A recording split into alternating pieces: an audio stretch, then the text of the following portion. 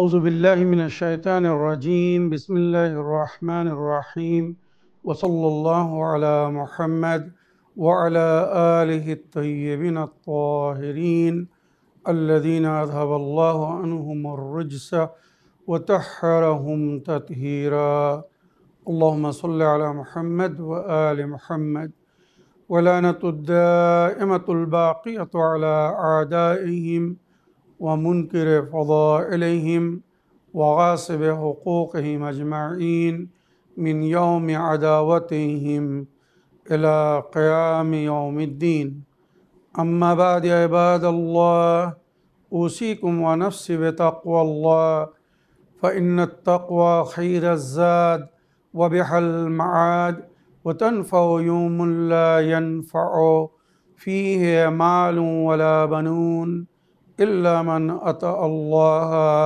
بقلب سليم وصلى الله على محمد وعلى آله الطيبين الطاهرين اللهم صل على محمد وآل محمد وعجل فرجهم আমার প্রিয় দর্শক ও শ্রোতাবৃন্দ আসসালামু আলাইকুম ওয়া রাহমাতুল্লাহি ওয়া বারাকাতুহু আপনাদের সকলকে আন্তরিক সালাম ও শুভেচ্ছা জানিয়ে আজকের অনুষ্ঠান ইসলাম ইন বাংলায় আপনাদেরকে স্বাগতম জানাই।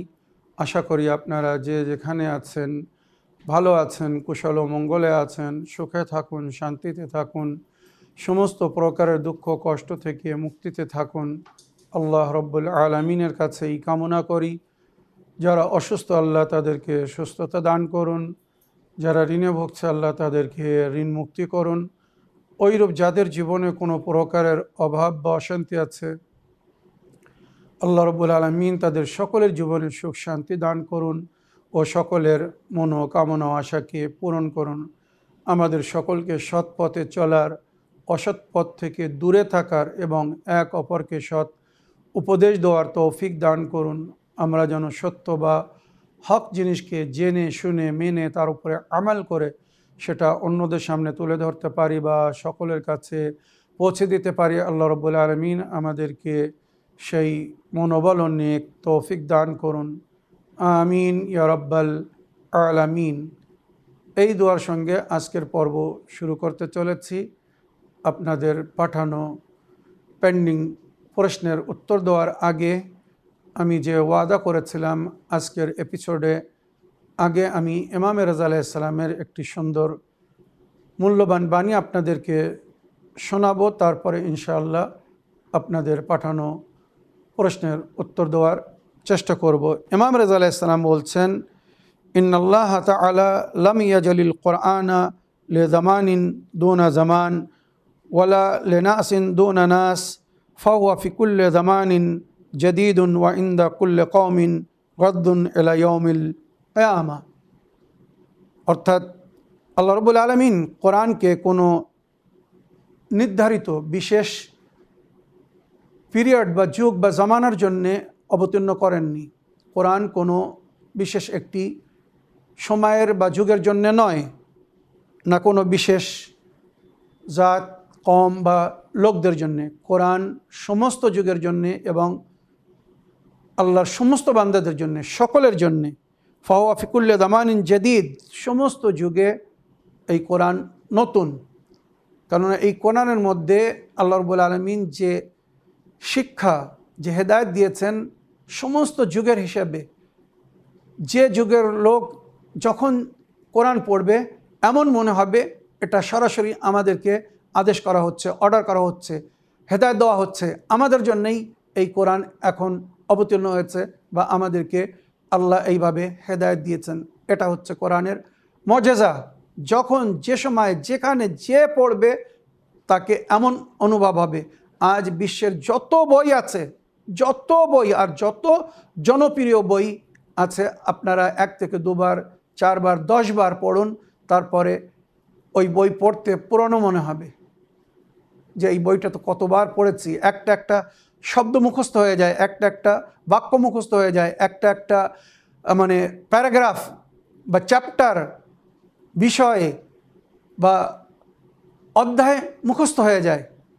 অনেক অনেক সময় বারবার পড়তে হয়তো ভালোও লাগে না যে এতবার পড়ছি, একই জিনিস বারবার পড়ে যাচ্ছি। কোরআন এমন একটি পবিত্র কিতাব, এর মজেজা যখনই আপনি পড়বেন আপনাকে নতুন মনে হবে। এমনকি যারা হাফেজে কোরআন, পুরো কোরআন হিফেজ করেছে, তাদের কাছে জিজ্ঞেস করে দেখুন, যখন যে আয়াতটা পড়ে বা পড়বে মনে হবে যেন নতুন পড়ছি, নতুন কিছু শুনছি, নতুন কিছু জানছি, আল্লাহর কোনো নতুন আদেশ আমরা অনুভব করছি। এই হচ্ছে কোরআনের মজেজা। মনে রাখবেন, যখন যে যুগে যখন যে পড়বে নতুন মনে হবে। যতবার পড়বেন, যারা কোরআন পড়ে তাদের জিজ্ঞাসা করে দেখুন, যারা কোরআন পড়ে না, আমি তাদের জন্য বলছি না, তারা এই জিনিস বুঝবে না। যারা ধারাবাহিক রূপে কোরআন পড়ে, প্রতিদিন অল্প অল্প করে কোরআন পড়ে, বছর কি বছর ধরে পড়ছে, তাদের জিজ্ঞাসা করে দেখুন, যখন কোরআন পড়ে মনে হয় যেন একটা নতুন অধ্যায় পড়ছি, একটি নতুন চ্যাপ্টার পড়ছি, একটি নতুন বিষয় পড়ছি, একটু নতুন কিছু জানছি, নতুন কিছু শিখছি, আল্লাহ কিছু আমাদেরকে বলছেন। মাওলা আলী আলাইহিস সালামের বিখ্যাত বাণী এ বিষয়ে, যখন আমার মন চায় আল্লাহর সঙ্গে কথা বলতে, আমি নামাজ পড়ি।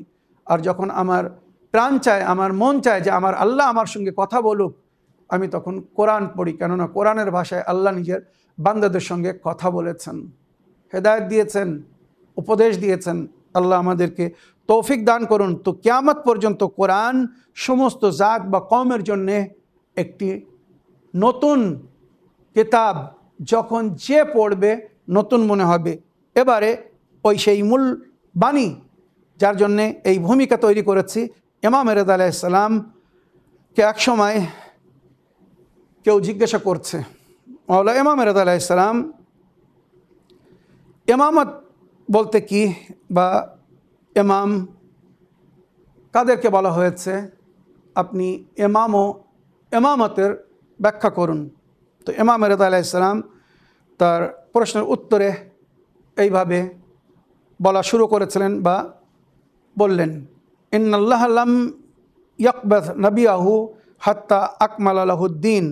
আল্লাহ প্রিয় নবীকে ততক্ষণ পর্যন্ত এই দুনিয়া থেকে ওঠাননি, তুলে নেননি, মানে নবী করিম সাল্লাল্লাহু আলাইহি ওয়াসাল্লাম পর্দা নেননি বা ওয়াফাত পাননি, যতক্ষণ ওনার দিন পরিপূর্ণ না হয়েছিল। ওনার মিশনকে যতক্ষণ উনি পরিপূর্ণ না করে নিয়েছিলেন, ওনাকে এই দুনিয়া থেকে তোলা হয়নি। ইন্নাল্লাহ লাম ইয়াকবাদ নবিয়াহু হাত্তা আকমাল লাহুদ্দিন, যতক্ষণ তার দিনকে পুরো না করেননি। ওয়া আনজালা আলাইহিল কোরআন ফীহি তাফসীল কুল্লি শাই, আর তার উপরে আল্লাহ কোরআনকে অবতীর্ণ করেছিলেন, যার মধ্যে সমস্ত বিষয়ে বিস্তারিতভাবে আলোচনা করা হয়েছে। ওয়া আনজালা আলাইহিল কোরআন, নবীর উপরে আল্লাহ কোরআনকে অবতীর্ণ করেছিলেন, ফীহি তাফসীলুন কুল্লি শাই, সমস্ত বিষয়ে সিদ্ধান্ত বা সমস্ত বিষয়ে উল্লেখ করা হয়েছে।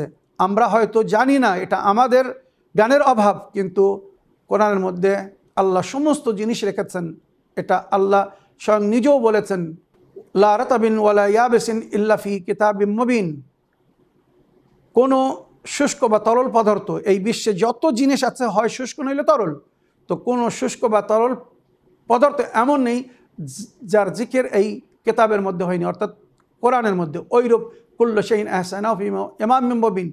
আর এই কিতাবের মধ্যে যত ইলম আছে, আল্লাহ সেটা ইমাম মুবিনের মধ্যে রেখেছে, ইমামের মধ্যে রেখেছে। তাই মনে রাখবেন, কোরআনের সঙ্গে আল্লাহ কিয়ামত পর্যন্ত তার বান্দাদের হেদায়েতের জন্য ইমামদেরকে রেখেছেন। কারণ এই কোরআনের ইলম ইমামের মধ্যে, সমস্ত জ্ঞান ইলম কোরআনের মধ্যে, আর কোরআনের সমস্ত ইলম বা জ্ঞান আল্লাহ ইমামের মধ্যে রেখেছেন। কুল্লু শাইইন আহসানাহু ফি ইমামিম মুবিন। তো এখানে ইমাম রেজা আলাইহিস সালাম বলছেন, হ্যাঁ সুকালা আযজা ওয়া জাল্লা, যেমন আল্লাহ নিজের কিতাব কোরআনে মজিদে নিজেই বলেছেন। মনে রাখবেন, মা ফাররাতনা ফিল কিতাবে মিন শাইইন সুম্মা ইলা রাব্বিহিম ইউহশারুন। কোনো জিনিস এমন নেই যার জিকির আমি এই কিতাবের মধ্যে, মানে কোরআনের মধ্যে করেনি। সূরা আনাম আয়াত নম্বর 38-এ এইভাবে উল্লেখ হয়েছে।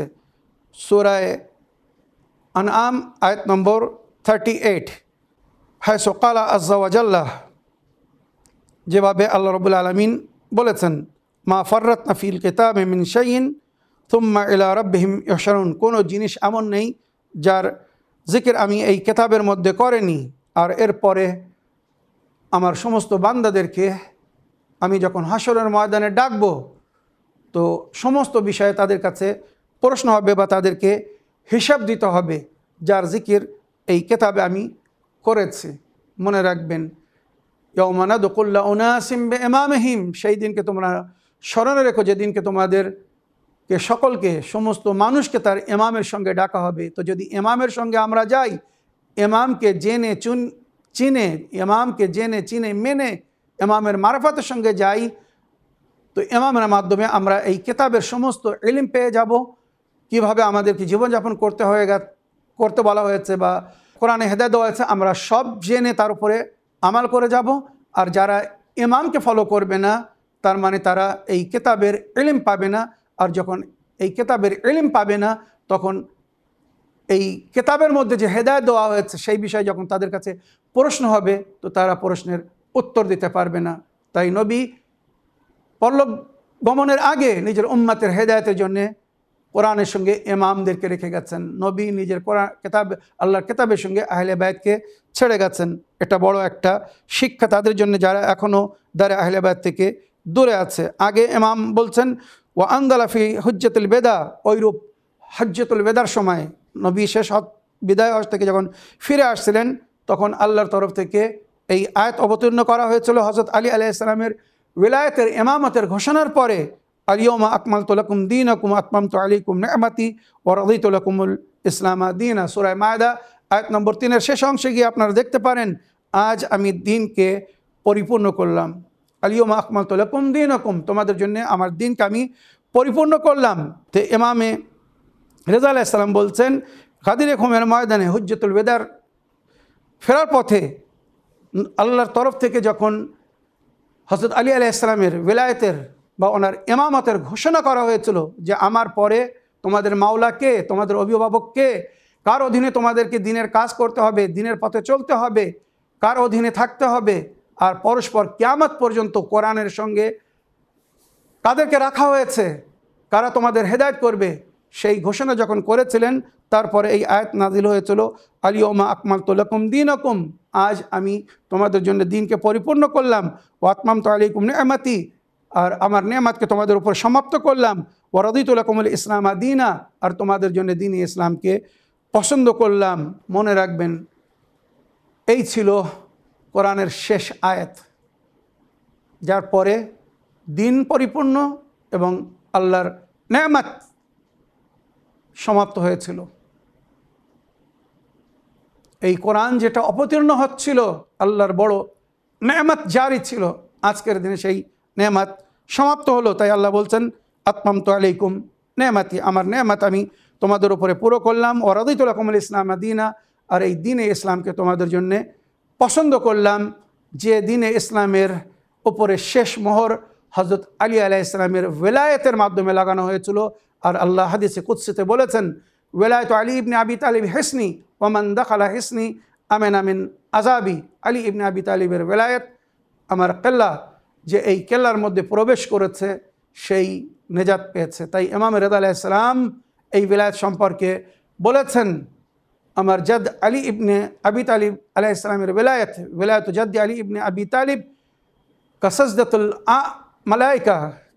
সাজদাতুল মালাইকা লে আদম আলাইহিস সালাম, মান আনকারা ফাকাদ কাফারা।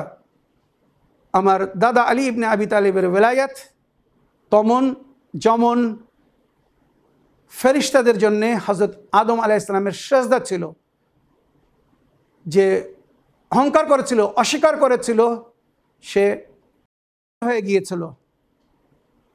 আবা ওয়াস্তাকবারা ওয়া কানা মিনাল কাফিরিন, ইবলিস হযরত আদম আলাইহিস সালামের সেজদা করেনি, ইনকার করলো, অস্বীকার করলো, গুরুর বা ঘমন্ড করলো, অহংকার করলো, আর কুফর বা কাফিরের অন্তর্ভুক্ত হয়ে গেল। ওইরূপ ইমাম রেজা আলাইহিস সালাম বলেছেন, আমার দাদার ওলায়াতকে যে গ্রহণ করবে না, সে কুফরের অন্তর্ভুক্ত হয়ে যাবে।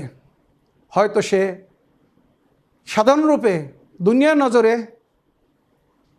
মুসলমান গণ্য হবে, কিন্তু আল্লাহর নজরে সে ইসলামের বাইরে চলে যাবে। যে ইসলাম আল্লাহ ওলায়াতের ঘোষণার মাধ্যমে পরিপূর্ণ করেছিলেন, পছন্দ করেছিলেন, আর নিজের নেয়ামতকে সমাপ্ত করেছিলেন। এই আয়াত পড়ার পরে এবারে ইমাম রেজা আলাইহিস সালাম বলছেন,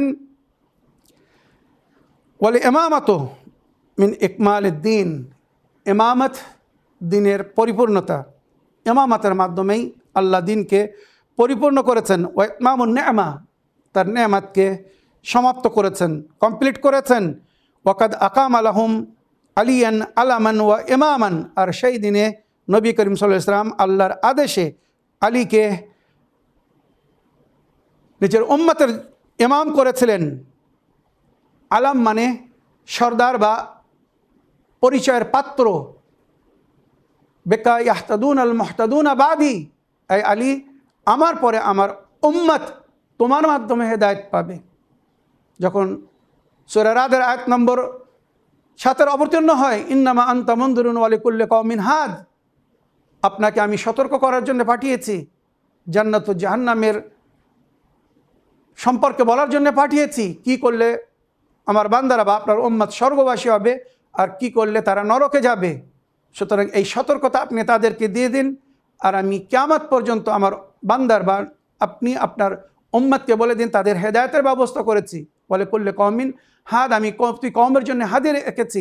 সেই সময় মাওলা আলী আলাইহিস সালামের কাঁধের ওপরে হাত রেখে নবী মসজিদুন নববীতে নিজের সাহাবাদেরকে বলেছিলেন, ইয়া আলী বেকা ইয়াহতাদুন আল মুহতাদুনা বাদি, আলী আমার পরে হেদায়েত গ্রহণকারীরা তোমার মাধ্যমে হেদায়েত পাবে। তো যারা হেদায়েত গ্রহণকারী ছিল, হেদায়েত চাচ্ছিল, তারা আলীর সঙ্গে ছিল। যারা মনে করছিল আমাদের আর হেদায়েতের প্রয়োজন নেই, হাসবুনা কিতাব আল্লাহ, আল্লাহর কিতাব আমার জন্য বা আমাদের জন্য যথেষ্ট, তারা নবীর পরে আহলে বাইতকে বিশেষ করে মাওলা আলীকে ছেড়ে দিয়েছিল। এই অপ্রিয় সত্য কথা তারাই জানে, তারাই মানে, তারাই বোঝে যাদেরকে আল্লাহ জ্ঞান দিয়েছে, বিবেক দিয়েছে, বুদ্ধি দিয়েছে, শিক্ষা দিয়েছে, যাদের আল্লাহ হেদায়েত করতে চেয়েছে। তো ইমাম রেজা আলাইহিস সালাম বলছেন, ওয়াল ইমামাতু মিন ইকমালিদ্দিন ওয়া ইতমামুন নি'মা ওয়াকাদ আকামা লাহুম আলিয়ান আলামান ওয়া ইমামান ওয়া মান জাআমা আন্না নবী লাম ইয়াকমাল দীনাহু। যদি কেউ এই ধারণা রাখে, ভালো করে শুনবেন ইমাম রেজা আলাইহিস সালাম কি বলছেন, কিভাবে হেদায়েত দিয়েছেন। ওমান জাআমা আন্না নবী লাম ইয়াকমাল দীনাহু, যাদের এই ধারণা বা বিশ্বাস বা যারা মনে করে নবী নিজের দিনকে পরিপূর্ণ করে যাননি, উনি দুনিয়া থেকে যাওয়ার আগে নিজের দিনকে সম্পূর্ণ করেননি, কমপ্লিট করেননি, বেবায়ানিল ইমামা, ইমামাতের বয়ানের সঙ্গে, ইমামাতের ঘোষণার সঙ্গে, হযরত আলী আলাইহিস সালামের ইমামত বা ওয়ালায়াতের ঘোষণার সঙ্গে দিন পরিপূর্ণ হয়েছিল।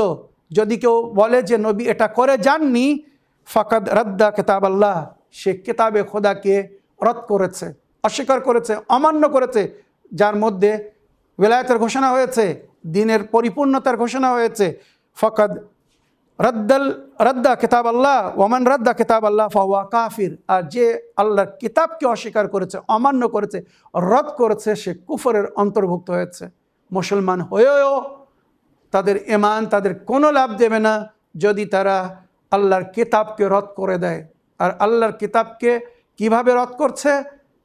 ইমামতের ঘোষণা, যেটা নবী করিম সাল্লাল্লাহু আলাইহি ওয়াসাল্লাম বিদায় হজ থেকে ফেরার পথে আল্লাহর হুকুমে করেছিলেন, ওয়ালায়াতের ঘোষণা করেছিলেন। যেদিন দিন পরিপূর্ণ হয়েছিল, আল্লাহর নেয়ামত সমাপ্ত হয়েছিল, যদি কেউ এই জিনিসকে, এই ঘটনাকে অস্বীকার করে, অমান্য করে, তার মানে সে কোরআনকে অস্বীকার করেছে, আল্লাহর কিতাবকে অমান্য করেছে।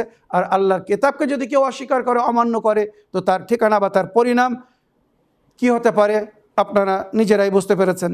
ইন্নাল ইমামাতা লা ইয়ারিফ কদরহা ইল্লাল্লাহ, ইমামতের যে কদর ও মঞ্জিলাত বা ইমামতের যে মর্যাদা, এটা সবার বোঝার জন্য নয় বা সবাই এটাকে বোঝে না। এর হকিকি কদর বা এর সম্মান, মর্যাদা আল্লাহ ছাড়া হয়তো কেউ জানেন না, বা আল্লাহ যাদেরকে জ্ঞান দিয়েছেন তারাই জানেন।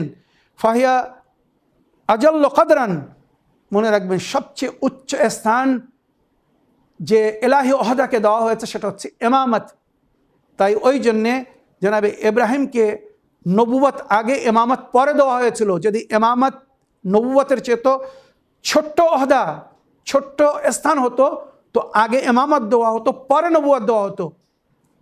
জনাবে ইব্রাহিম নবী ছিলেন, তারপরেও আল্লাহ ওনাকে বলেছিলেন ইন্নী জাইলুকা লিন্নাসে ইমামা, এবার আমি আপনাকে মানুষের ইমাম করতে চাই। তো ইমামতের ওহদা অনেক উচ্চ এবং সম্মানিত ওহদা। সমস্ত নবীরা কিন্তু ইমাম ছিলেন না। সমস্ত রসুলরাও ইমাম ছিলেন না। আল্লাহ কিছু নবীদেরকে বা কিছু রসুলদেরকে এই সম্মানিত স্থান দান করেছেন। কিছু নবীরা শুধু নবী ছিলেন নিজের জন্যে, নিজের পরিবারের জন্যে। উম্মতকে লিড করার মানে ইমামতের দায়িত্ব তাদের ছিল না। যারা হকিকত জানে তাদের কাছে জিজ্ঞাসা করুন, আমি যে কথাটা বলছি 100% বাস্তব এবং হকিকত। কিছু নবীরা শুধু নিজের জন্যে বা নিজের পরিবারের জন্যে, নিজের বংশের জন্য নবী ছিলেন, তাদের দায়িত্ব তার বেশি ছিল না। কিন্তু কিছু নবীরা ছিলেন যাদেরকে রেসালাত দেওয়া হয়েছিল এবং ইমামতও দেওয়া হয়েছিল, মানে উম্মতকে লিড করার, গাইড করারও দায়িত্ব তাদেরকে দেওয়া হয়েছিল। বানি ইসরাইলে, শুধু বানি ইসরাইলে 70,000 নবী এসেছিল। এই 70,000 নবী সবাই কিন্তু ইমাম ছিলেন না, সবাই কিন্তু রসুলও ছিলেন না। কিছু শুধু নিজের জন্যে, কিছু নিজের পরিবারের জন্যে, কিছু নিজের বংশের জন্যে, কেউ নিজের বিশিষ্ট এলাকার জন্যে নবী ছিলেন, তার বেশি তাদের দায়িত্ব ছিল না। কিন্তু ইমাম ওই সমস্ত নবীদেরকে বলা হয় যাদেরকে উম্মতকে লিড করার, গাইড করার, নেতৃত্ব দিয়ে পুরো উম্মতকে এক সংবিধানে পরিচালনা করার দায়িত্ব দেওয়া হয়েছিল। মনে রাখবেন, এগুলো বিশেষ আলোচনা।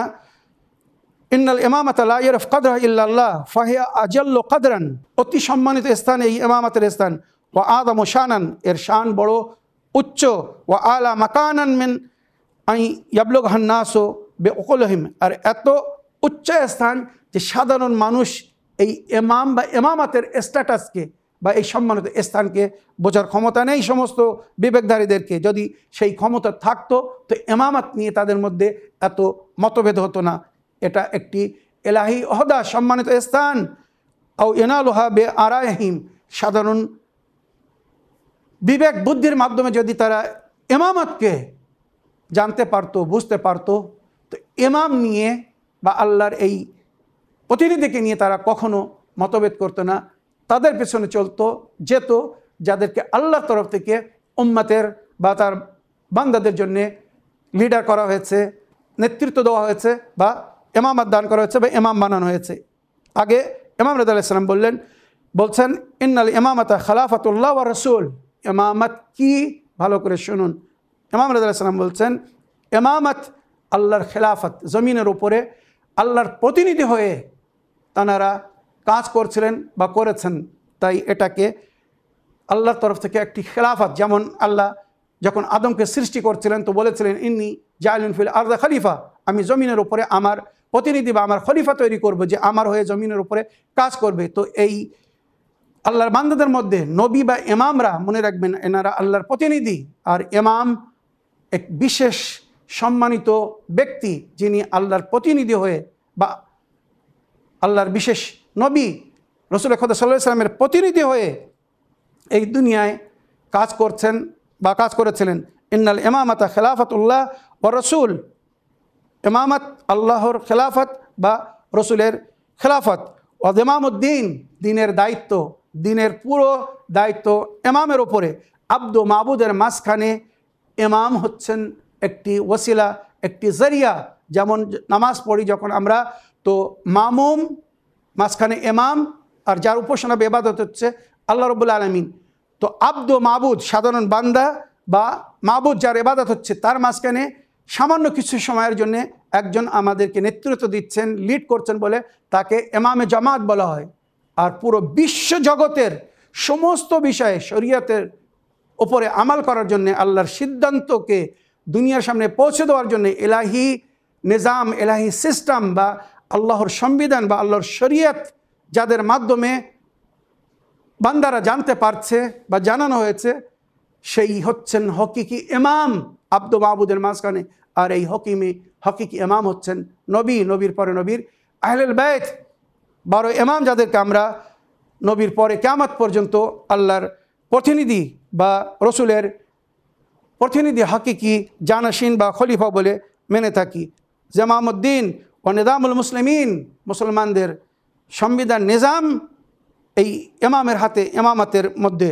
বলে ইমাম ইউহাল্লিলু মা আহাল্লাল্লাহ, ইমাম সেই জিনিসকে হালাল করেন যেটা আল্লাহ হালাল করেছেন।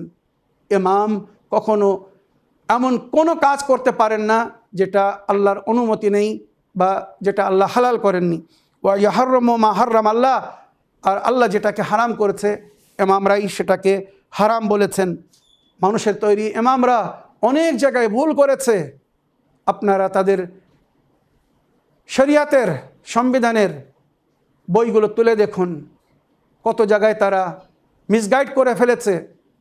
আমি বলছি না যে জেনে শুনে ভুল করেছে, তারা মাসুম না, নিষ্পাপ না। এলাহি সংবিধান থেকে হয়তো সঠিকভাবে অবগত ছিল না বলে তাদের দ্বারা এই ভুল হয়েছে। এটা জগৎ বিখ্যাত বা সবাই জানে। আপনারা দেখুন তাদের মধ্যে কত বিষয় নিয়ে মতভেদ আছে, কিন্তু আমরা যে 12 জন ইমামকে মানি, এনাদের কারোর মধ্যে কোনো বিষয়ে আপনারা মতভেদ পাবেন না। এক ইমাম এক কথা বলেছে, আরেক ইমাম অন্য কথা বলেছে, তার থেকে ভিন্ন বলেছে বা তার সঙ্গে মতভেদ করেছে, এমন আপনারা কোথাও পাবেন না। এই হচ্ছে এলাহি নুমাইন্দা বা এলাহি বা আল্লাহ তরফ থেকে যাদেরকে ইমাম করা হচ্ছে তাদের পরিচয়। তারা যা বলবে একই বলবে। তাই বিবি জাহরা সালামুল্লাহ আলাইহা বলেছেন, কাদ জাআলাল্লাহু তাআতানা নিযামান লিল মিল্লাহ ওয়া ইমামাতানা আমানাম মিনাল ফুরকা। আল্লাহ রাব্বুল আলামিন আমাদের ইতাআতকে নিজের বান্দার জন্য, উম্মতে মুসলিমার জন্য নিজামে হায়াত করেছেন। জীবনযাপন করার পদ্ধতি আমরা যেভাবে বলছি বা যেভাবে করছি, তারা যদি সেইভাবে শুনে তার উপরে আমল করে, এটাই হবে তাদের ইসলামিক জীবন বা শরিয়তের মোতাবিক জীবন। ওয়া ইমামাতুনা আমানাম মিনাল ফুরকা, আর আমাদের ইমামতকে মানে নবীর আহলে বাইতের ইমামতকে, ওনাদের নেতৃত্বকে আল্লাহ সমস্ত প্রকারের দলাদলি মতভেদ থেকে বাঁচার কারণ করেছে। যদি উম্মত নবীর পরে তাদেরকে ইমাম বলে মেনে নিত, যাদেরকে আল্লাহর তরফ থেকে ইমাম করা হয়েছে, উম্মত এত ফেরকায়, এত দলে, এত সম্প্রদায়ে বন্টন হতো না। আশা করি জ্ঞানীদের জন্যে, বুদ্ধিজীবীর জন্যে যথেষ্ট। ইমাম কি বলছেন? ইমাম আল্লাহর হালালকে হালাম করেছেন বা করেন, হারামকে হারাম করেন। ওয়া ইয়ুকিম আল হুদুদাল্লাহ আও ইয়ুকিম আল হুদুদ, এলাহি নিজাম বা শরীয়তের মোতাবিক যে একটি গাইডলাইন দেওয়া হয়েছে, ইমামরা সেটাই কায়েম করেন, পালন করেন। সীমাকে উল্লঙ্ঘন করার অনুমতি দেননি, উল্লঙ্ঘন করেননি। হুদুদুল্লাহ মানে আল্লাহর সীমাবদ্ধ, আল্লাহ যেটাকে যেভাবে করতে বলেছেন আমাদেরকে সেটাকে সেইভাবে করতে হবে। যেটা হালাল করেছেন হালাল থাকবে, হালাল ও মুহাম্মাদিন হালালুন ইলা ইয়াউমিল কিয়ামা, নবী যেটাকে হালাল করে গেছে কিয়ামত পর্যন্ত হালাল থাকবে। ওয়া হারামুহু হারামুন ইলা ইয়াউমিল কিয়ামা, নবী যেটা হারাম করে গেছে কিয়ামত পর্যন্ত হারাম থাকবে। এর মধ্যে পরিবর্তন করার ক্ষমতা বা দায়িত্ব কারোর নেই। ইয়াকিমুল হুদুদ ওয়া ইযাব্বু আনিদ্দিন, দিনের রক্ষার স্বার্থে ইমামরা সব কিছু কোরবান করেছেন, দিন কোরবান করেননি, নিজেরা কোরবান হয়েছেন। ওয়াল ইমাম আমিনুল্লাহ ফি আরদিহি, ইমাম জমিনের উপরে আল্লাহর আমিন, আমানতদার। যেমন আল্লাহ দিয়েছেন দিন, শরিয়ত, সংবিধান, ওনারা সেইভাবেই দুনিয়ার কাছে সেটা পৌঁছে দিয়েছেন। কোনো খেয়ানত করেননি, এলাই সংবিধানের মধ্যে নিজেদের মত প্রবেশ করেননি। ওয়া হুজ্জাতুহু আলা ইবাদিহি, ইমাম আল্লাহর তরফ থেকে হুজ্জত বা দলিল হন তার বান্দাদের উপরে।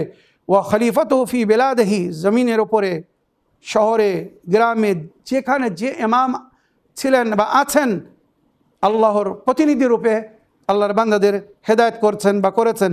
ওয়া মুতহিরুম মিনাদ দুনুব ও মুতহার মিনাদ দুনুব, সমস্ত প্রকারের গুনাহ থেকে ওনারা পাক ও পবিত্র ছিলেন।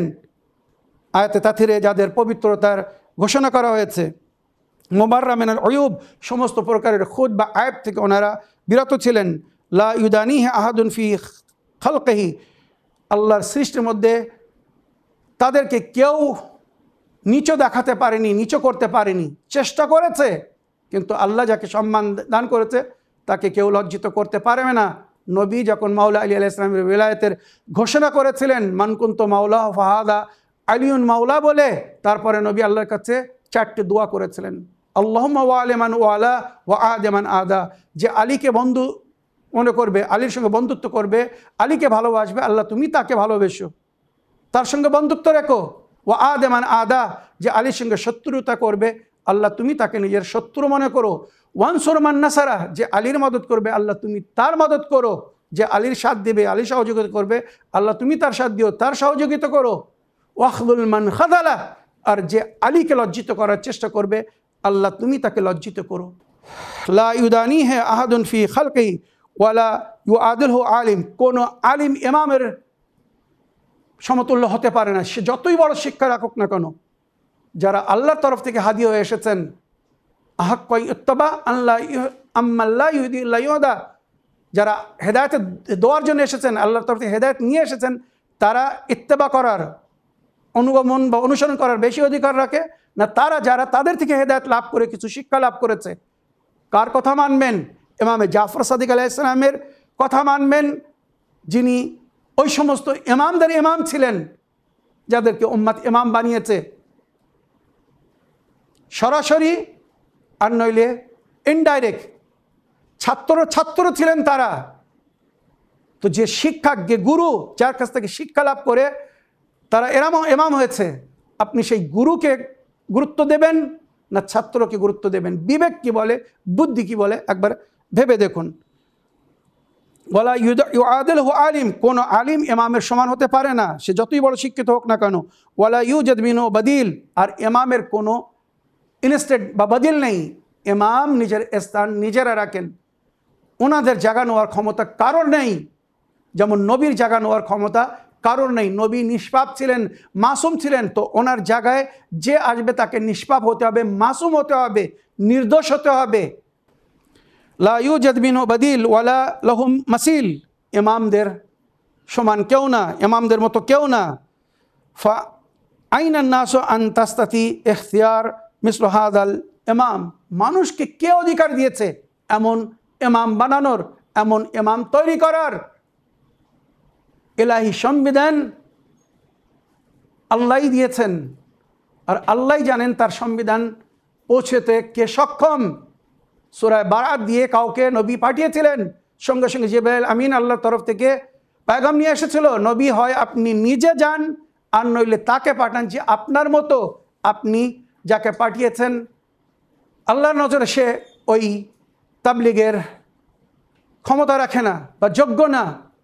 তাফসির তুলে দেখুন সূরা বাকারার, নবী কাকে পাঠিয়েছিলেন সূরা বারাতের তাবলিগের জন্যে। উম্মাত যদি সেই হকিকতকে অ্যাকসেপ্ট করত, আজ তাদের পেছনে যেত না যাদেরকে আল্লাহ বাইকাট করেছেন, তাদের পেছনে যেত যাদেরকে আল্লাহ সম্মান দান করেছেন। ইয়ানি এখানে পরিষ্কার বলা হচ্ছে যে তোমরা যদি সত্য পথের পথিক হতে চাও, হকের পথের পথিক হতে চাও, সিরাতুল মুস্তাকিমের ওপরে চলতে চাও, হাসরের ময়দানে আল্লাহর দরবারে